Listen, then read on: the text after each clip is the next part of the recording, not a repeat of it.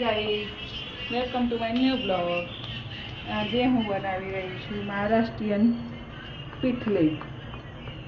એના માટે મેં બે થી 3 ચમચી બેસન લઈ અને આ રીતે 2-3 ચમચી કોરું બેસન લઈ અને પાણીથી એને મિક્સ કરી દેવાનું અને એની જાડી એવી પેસ્ટ બનાવવાની. આ બાજુ આપણે તેલ મૂકી દીધું છે. તેલમાં રાઈ, જીરું, હિંગ, હળદર. ગેસની ફ્લેમ લો કરી દઈશું. એમાં ચોપ કરેલી ડુંગળી અને મરચાં એ નાખીશું.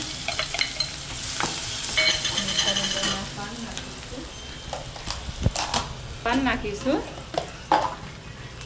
અને થોડી વાર ડુંગળીને સાતળવા દઈશું, ફ્રાય થવા દઈશું. પછી શું કરીશું?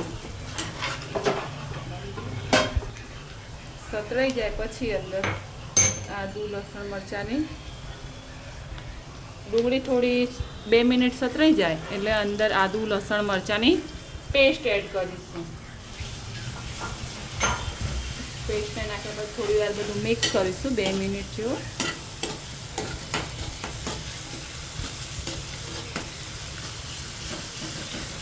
અને બેસનમાં લમ્સ ના પડે એ માટે આ રીતે એને મિક્સ કરી એક જ ડાયરેક્શનમાં શેક કરવાનું રહેશે.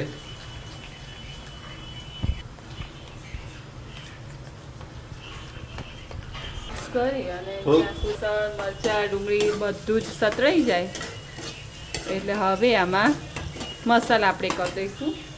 થોડી વઘારમાં હિંગ નાખીશ, હળદર નાખીશ એટલે હવે હળદરનું પ્રમાણ થોડુંક ઓછું રાખીશું. બરાબર. થોડું ધાણા જીરું 1 ચમચી નાખી દઈશું. મીઠું નાખી દઈશું. બધા જ મસાલા ચડી જાય 2 મિનિટ સુધી, ત્યાં સુધી હલાવતા રહીશું.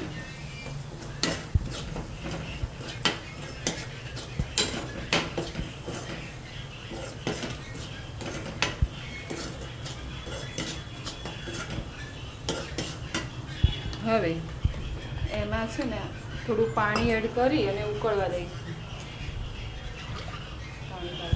નાખીશું દેખો. અને હવે ગેસની ફ્લેમ એકદમ ફાસ્ટ કરી દઈશું અને બીજું પણ 1 ગ્લાસ અંદર એડ કરી દીધું. હવે આ પાણીને આપણે જ્યાં સુધી ઉકળે નહીં ત્યાં સુધી થોડી રાહ જોઈશું. ટિફિનમાં કંઈ બી આપણી જોડે શાકભાજી અવેલેબલ ના હોય, રાત્રે પણ કદાચ શાકભાજી ના હોય તો આપણે આ પીઠલે બનાવીશું. મહારાષ્ટ્રમાં આને પીઠલે કહે છે અને આપણે ગુજરાતમાં આને બેસન તરીકે ઓળખવામાં આવે છે. હવે આ પાણી ઉકળે એટલે અંદર આ ચણાના લોટની જે આપણે પેસ્ટ બનાવી છે અંદર એડ કરીશું અને પાછું 10 મિનિટ એને ચડવા દઈશું. જો ગાઈસ, પાણી ધીમે ધીમે બોઇલ થઈ રહ્યું છે, ઉકળી રહ્યું છે. હવે ધરતીબેન એમાં જે પેસ્ટ બનાવી છે બેસનની એ એડ કરશે અને પછી એ બેસનને અંદર ધીરે ધીરે એડ કરીશું. એક હાથમાં ચમચી રાખીશું. આવી રીતે મિક્સ કરતા જઈશું. હવે જો બેસનનું આપણે 2 ચમચી જ લીધું છે પણ એની ઘટ હવે ઘટ થવાનું, જેમ જેમ બોઇલ થશે એમ એમ ઘટ થાય છે. ઘટ થાય છે. જેમ જેમ બોઇલ થતું જાય છે એમ એમ થોડું થોડું ઘટ થતું જાય છે.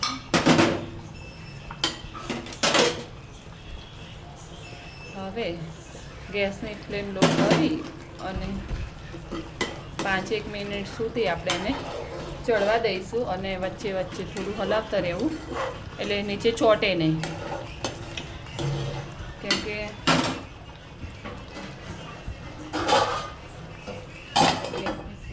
લો કરી દઈશું. 5-1 મિનિટ લાગશે બેસનને ચડતા અને વચ્ચે વચ્ચે 1-1 મિનિટે થોડું હલાવતા રહીશું. મસ્ત એકદમ હેલ્ધી, ઝટપટ બની જાય એવું. ઘરમાં કોઈ જ ઓપ્શન ના હોય તો આ તમે બનાવી શકો છો. અને આને ભાખરી જોડે તો વળી બહુ મસ્ત લાગે છે, કાં તો જુવારના રોટલા જોડે.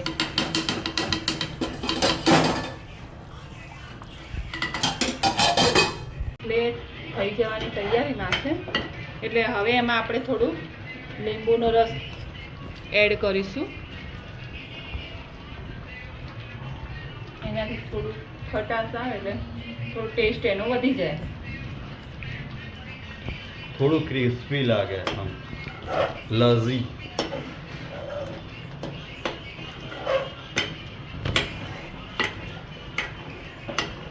મહારાષ્ટ્રમાં તો આમાં સ્વીટ ખાવામાં આવતું નથી, એકદમ સ્પાઇસી ખાય છે.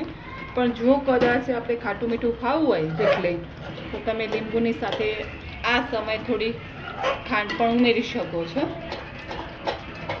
અને હવે જેમ જેમ ઠંડુ થશે ને એમ એકદમ ઘટ થઈ જશે. દેખો 2 ચમચીમાંથી 3 જણને ચાલે એટલું આપણે બનાવી શકીએ છીએ.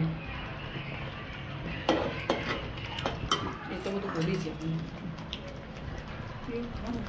લીલા ધાણા આપણે એડ કરી દઈશું અને ગરમ ગરમ જમવા બેસી જઈશું. જો તમને આ મારી રેસીપી સારી લાગી હોય તો લાઈક કરજો, શેર કરજો, કમેન્ટ કરજો. તો હું અવનવી રેસીપી જો બનાવીશ તો વિડીયો તમને બતાવીશ. Bye guys.